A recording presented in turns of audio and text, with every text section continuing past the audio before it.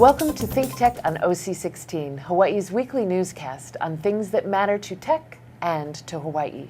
I'm Donna Blanchard.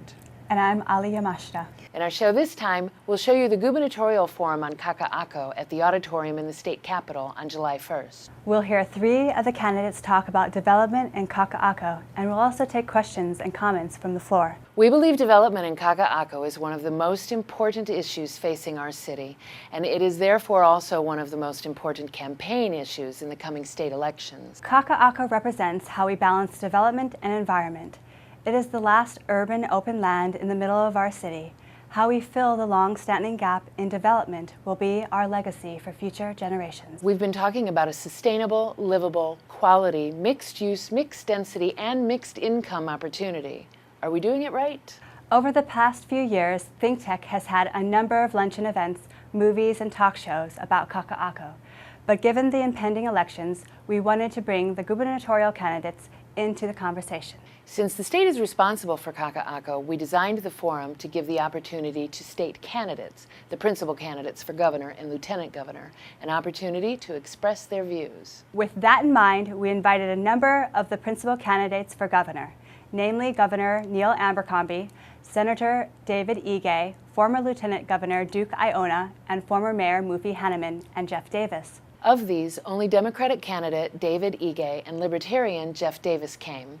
We applaud them for appearing in this important conversation.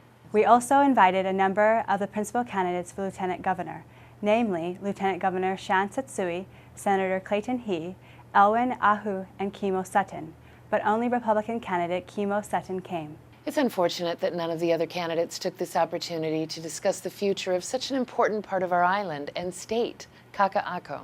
We asked the candidates that came to tell us their views on the projects, the problems, the concerns, and the goal of reinventing a city within the city. We videotaped the forum and streamed the audio on Spreaker.com. Here are video clips of the views the candidates expressed.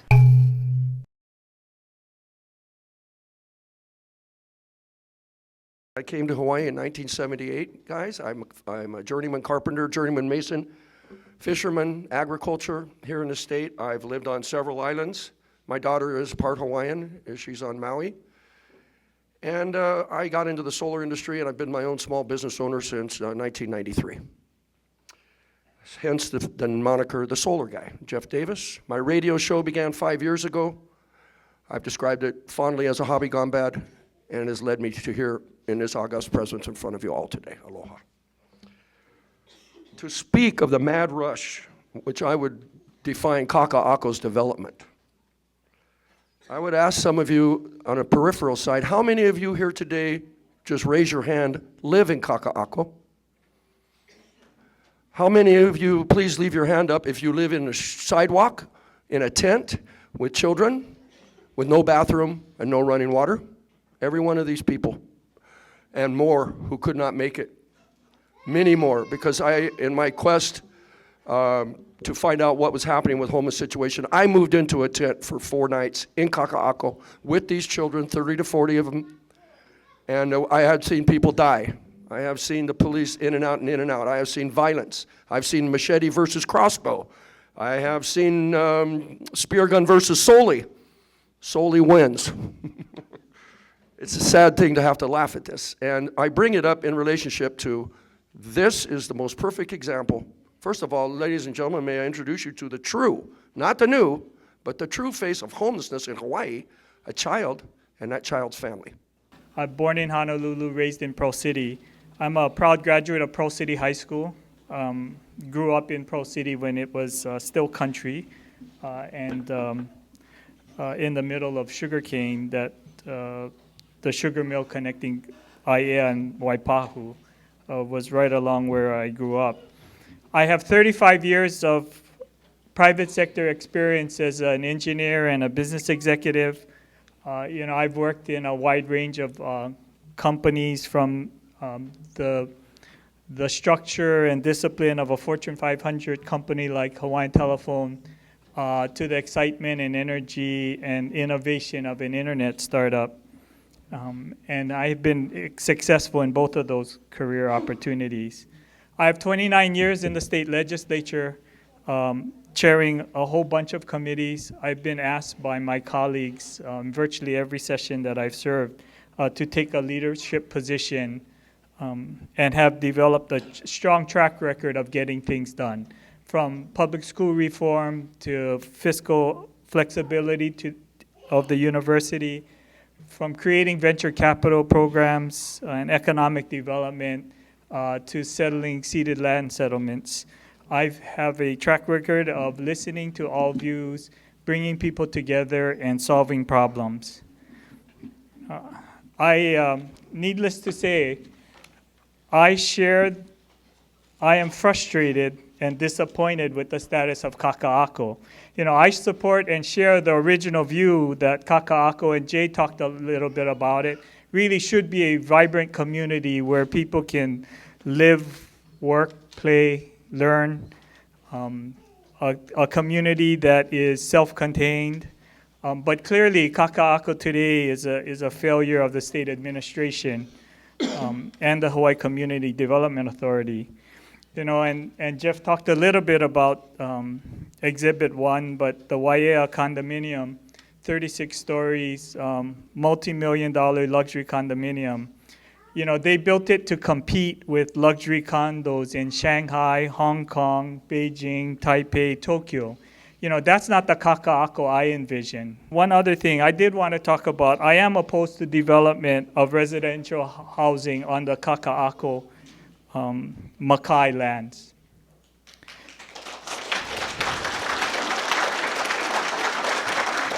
You know, several years ago, we were in the middle of that future. And, you know, it's interesting. Our current governor had said at that time that we ought to abolish HCDA because of the proposal to develop residential on the Makai lands. You know, we decided then that it's in the best interest of all our communities that we don't do residential housing in Kaka'ako Makai. And I think we need to live up to that commitment because our community spoke and we listened. You know, on a final note tonight, and we'll get into the Q&As, I wanted to applaud all of you for standing up and being counted on the financial disclosure bill. You know, Governor announced that he was on the verge of vetoing that measure, and what was lost in the shuffle was that the board of directors of HCDA was on that list, as well as the Board of Regents, the Board of Education, the Board of Land and Natural Resources, because the legislature insisted on more transparency for these important boards that make important decisions that have significant fiscal impact. I think the entire public deserves to see what the financial resources of those board members are, and I'm glad that it's going to become law, even without the governor's signature. But when you're talking about Kaka'ako, all the other expenses jump in there. And bringing in a cost of living, nobody here, unless you're fairly wealthy, will be able to move to Kaka'ako. I don't care if they say they're going to have affordable housing, because that'll take up all the new people coming over here to build it from the mainland, and rentals will go through the roof. But Kaka'ako is not a planned community. It's a developed community. A developed community with developers wanting to jump on the bandwagon as fast as you can get. I mean, Waikiki's going to look like it's fairly thin in comparison with all the building that they're going to do down there. What are you going to do when you have no infrastructure to build this side of things? I'm sure that you've already talked a little bit about that. But when you don't have infrastructure to be able to control your sewers, your flat flow of traffic, and you think you're going to have a rail going through there, well, maybe in 25 years. But the matter of fact is this going to be a big mess? You know, it should have been a planned community. The city didn't have any control over zoning. When you look at zoning, I took courses in college on how to plan. This has no planning. Kaka'ako is a mess, and it will be a mess as long as the state continues to run it. Again, if you want to have a very expensive, like a hotel condominium in Kaka'ako, it's for sale. But where does the price of living allow us to buy anything in the state of Hawaii? Because we are so strangulated with so many different types of pressures on us, the cost of living. We took questions through livesif.com. Here are some of the answers the candidates gave to those questions. The solution is families-only shelters to start with, so they won't be afraid to come in. So they don't have these rules that they say, hey, I've got freedom, I'll live in the street before I'll go in there and live with my family in either a dangerous situation or a situation that's not conducive to a family. Families only shelter, that gets them into caseworker management areas, that allows them to be hopefully blended back into society, low-income housing. But right now, to pretend they don't exist, to sweep them about, to keep showing the face of an unkempt bum as the face of homeless is propaganda. And the true face of homelessness, Jay, is these children. First of all, Jay, I think it's very important for all of us to understand that the homeless issue is something that's going to be with us for probably the next decade. It's not a trivial undertaking. At the last homeless count, there are over 4,000 homeless people in the state of Hawaii. So it's not only in Kaka'ako, it's in each and every community. So the focus has been with housing first, really trying to find a shelter so that we can get them off the streets. Second thing is really look at prioritizing, and I know it's hard to say that we prioritize, but we really should focus on those working homeless that are there because of circumstances, but really working to not be homeless. It's been only development for development's sake, and that is why we have number one, you heard my list of number one issues, which they're just horrible. So a vision for development could only be attained, regardless of the vision, whatever positive message you may have, if you have a government that's working for the people, by the people.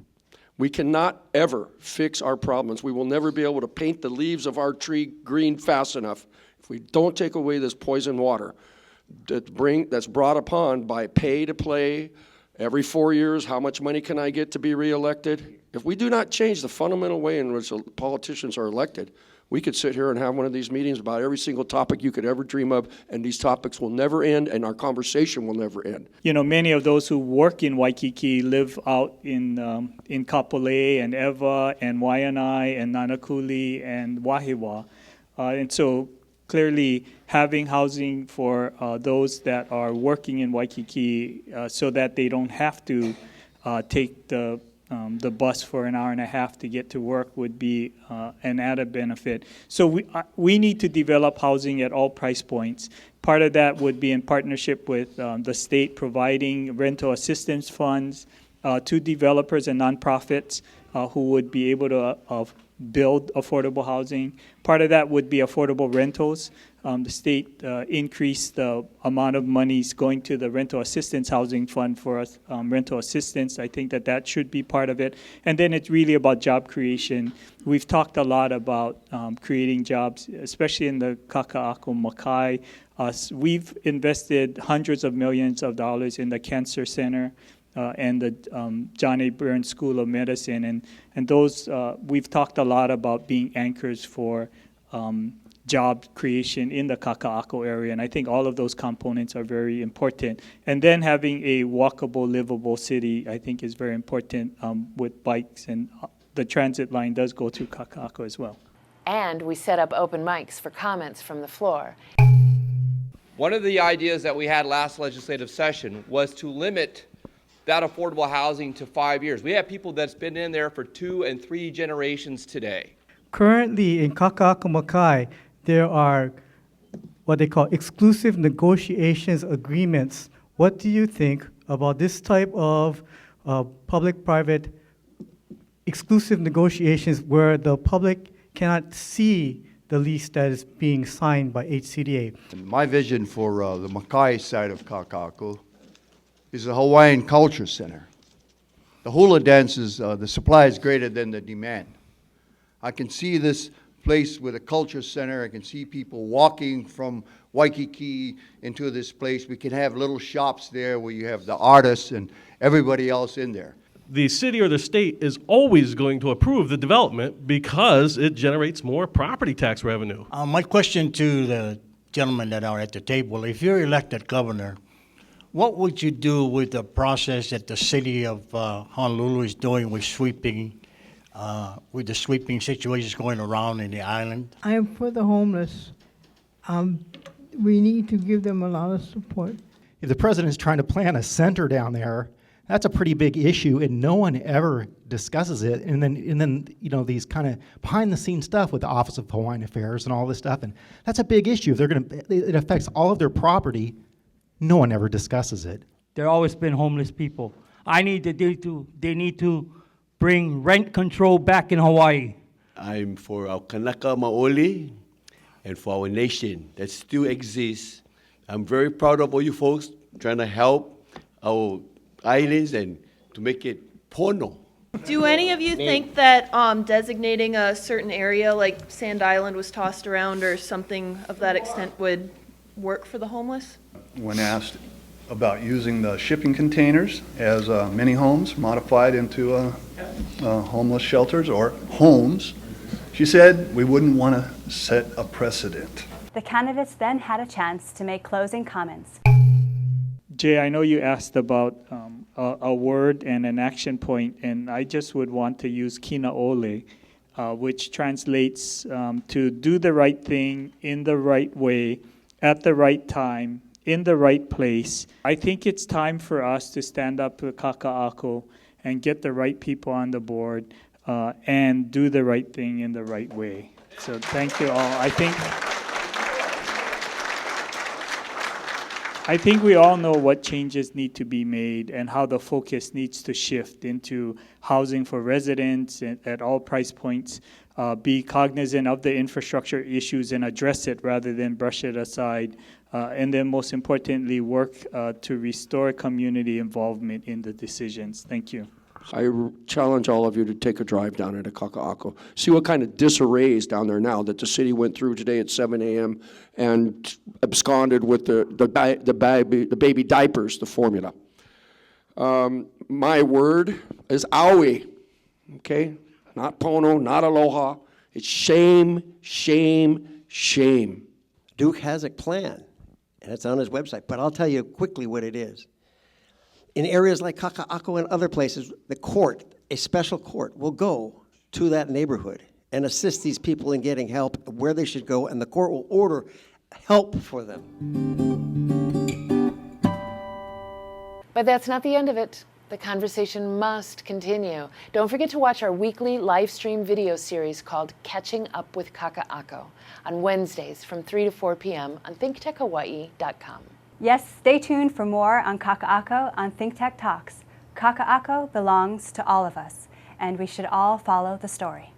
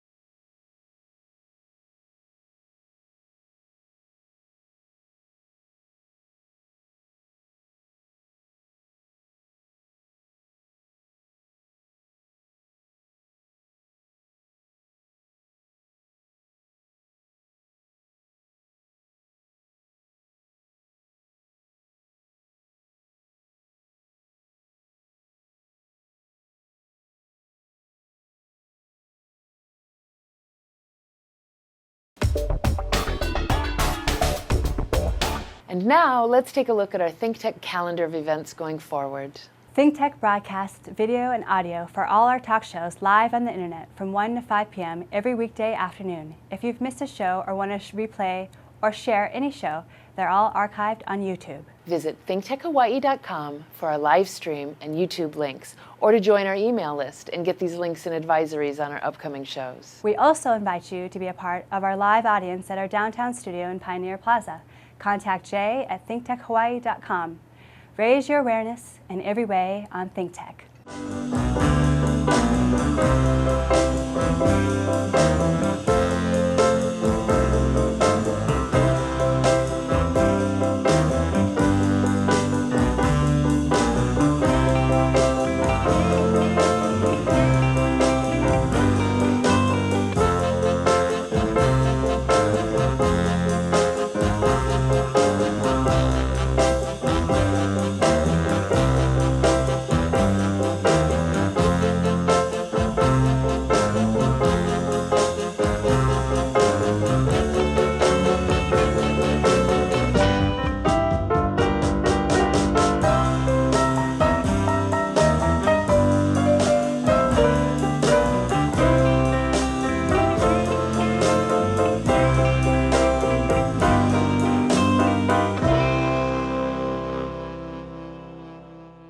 Then on Thursday, July 22nd, ThinkTech will join the Hawaii Energy Policy Forum to present the Hawaii Clean Energy Day program for 2014, which will be held at the downtown Laniakea YWCA.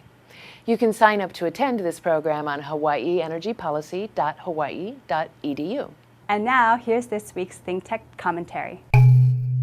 I'm Donna Blanchard, and this is a ThinkTech Commentary. I'd like to talk about vacation. I just returned from one. For many of us Hawaii residents, vacation means a trip to a continent. Before I moved to Hawaii, I read a book by Mike Fook about moving to Hawaii. It was appropriately titled, Moving to Hawaii. For transplants, Mike recommends biannual trips back to the homeland as well as the occasional jaunt to one of the neighbor islands. For us working stiffs, this means that giant chunks of our vacation time and budget are spent on airplanes. If you're like me and your family and friends are spread out across the country, this also means that you spend quite a bit of time in cars and on the occasional bus. Doesn't that sound relaxing? Well, relaxation is a state of mind, so it very well can be. Some people climb mountains or do the New York Times crossword puzzle to relax. I can relax on a road trip, thank you very much. So what's the purpose of vacation? The purpose is to check out, to escape from routine and responsibility, right? Sometimes we do this by laying in a hammock with a few good books and drinks.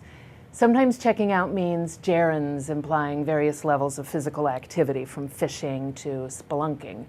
Whatever our plan, we're all pretty desperate to escape reality somehow for some amount of time each year. In June of 2013, USA Today reported that the United States is the only developed country in the world without a single legally required paid vacation day or holiday. By law, every country in the European Union has at least 4 weeks of paid vacation. China is the country right behind us with the second lowest mandated paid days off. Their workers receive an annual minimum of 5 days. 1 in 4 Americans does not have a single paid day off. Now, I'm not going to get into the whys and what good does it do our economy to have fewer vacation days than the rest of the world. Rather, I'd like to think about what it would be like for average Joes like me to really have time to blow on vacation. It is not legally mandated, but the average Russian receives 54 days off each year. What would you do differently if you had that amount of time? Who would you be if you were able to break away from the daily work grind and make your own choices that completely? I thought about that for a little while I was enjoying a road trip from LA to Phoenix to Sedona and back to LA last week. Maybe, and I'm only guessing here, if we had that much time guaranteed to relax, maybe we would gain some perspective on the balance between working time and personal time. Maybe we wouldn't feel so much desperation to be our working selves so that we can be our playing selves for a time. Maybe we would recognize that the difference is only in our ability to choose our schedule and companions, which is a big bonus, but also our willingness to see each day as something fresh and full of potential. Because that's the real beauty of vacation, isn't it? We're just one self that requires balance every day, and the rewards and pitfalls of life exist constantly for us. Yes, even on vacation. I agree with Mike Fook. Visits to our roots each year are important, and the occasional island hop is probably healthy for anyone living on a rock as small as ours. But I also want to remember that vacation self and reality self are actually just one person, regardless of the amount of time we have away from work. By the way, Picasso said, "The purpose of art is washing the dust of daily life off our souls." That sounds a little like vacation. A good movie, show, book, gallery, or poem could wash the dust away. If we're purposeful about it, perhaps art is the conduit that could bridge the gap between ourselves at work and on vacation. Whether we're going to work or play tomorrow morning, I hope we can figure out how to see the day as something fresh and full of potential. I'm Donna Blanchard, and this has been a ThinkTech Commentary. We'll be right back to wrap up this week's edition of ThinkTech, but first, we want to thank our underwriters. Castle and Cook Hawaii, 160 years of investing in Hawaii, creating communities, and providing for the needs of our state. Collateral Analytics, a Hawaii-based tech company empowering the real estate industry to make better informed property investment decisions. The Foreign Trade Zone, bringing the benefits of the Foreign Trade Zone program to Hawaii businesses and entrepreneurs.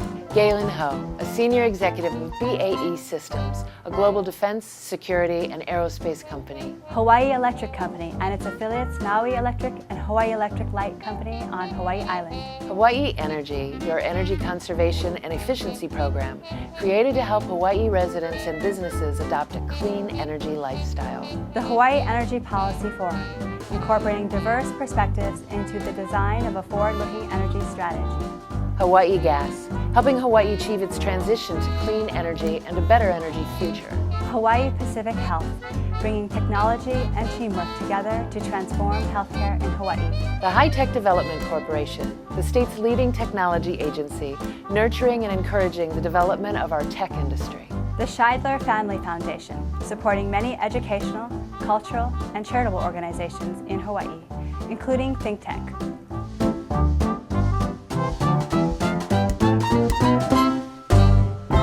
Okay, Ali, that wraps up this week's edition of ThinkTech. Remember, you can watch ThinkTech on OC16 several times every week. Can't get enough of it, just like Jay Fidel does. For additional times, check out oc16.tv. Definitely, Donna. For lots more ThinkTech videos and for underwriting and sponsorship opportunities on ThinkTech on OC16, visit thinktechhawaii.com. Yes, be a guest or a volunteer, a producer or intern, and help us reach Hawaii. I'm Donna Blanchard. Thanks so much for joining us on ThinkTech and for supporting tech, energy, diversification, and globalism in Hawaii. You can watch this show throughout the week and tune in next Sunday evening for our next important weekly episode. Aloha, everyone. I'm Ali Yamashita. See you next time.